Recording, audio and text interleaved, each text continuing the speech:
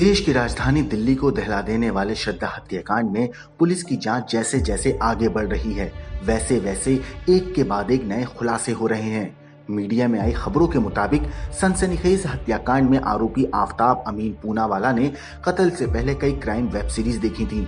आपको बता दें, आरोपी आफताब ने श्रद्धा को बेरहमी से मौत के घाट उतार दिया। कत्ल के बाद उसके 35 टुकड़े कर आफताब ने उन्हें अलग अलग जगहों पर जंगल में फेंक दिया।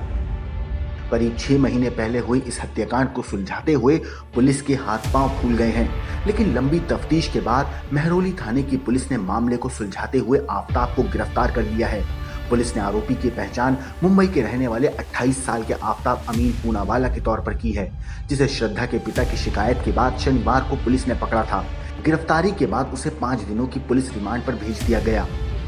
वहीं मृतका श्रद्धा की पहचान मुंबई की रहने वाली श्रद्धा वाकर के तौर पर हुई है।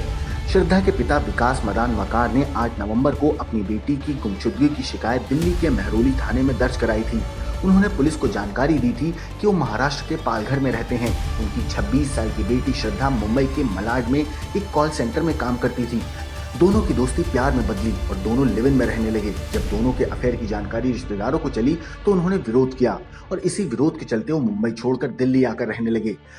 हालांकि लड़की के रिश्तेदार उससे सोशल मीडिया पर जुड़े हुए थे, लेकिन मई के बाद बेटी से संपर्क नहीं हुआ। इस पर रिश्तेदार चिंतित हो गए और 8 नवंबर को रिश्तेदार सीधे दिल्ली के छतरपुर में उस जगह पहुंचे जहां बेटी किराए के फ्लैट में रहती थी, लेकिन फ्लैट में ताला लगा मिला। विकास ने यहां से सीधे महरौली थाने में शिकायत दर्ज कराई। टेक्निकल सर्विलांस की मदद से दिल्ली पुलिस आफताब की तलाश में जुट गई। इसके बाद पुलिस ने एक गुप्त सूचना के आधार पर आफताब को धर दबोचा। पुलिस की पूछताछ में आरोपी ने बताया कि श्रद्धा उस पर लगातार शादी का दबाव बना रही थी, जिसकी वजह से उन दोनों के बीच में अक्सर झगड़ा होना शुरू हो गया था।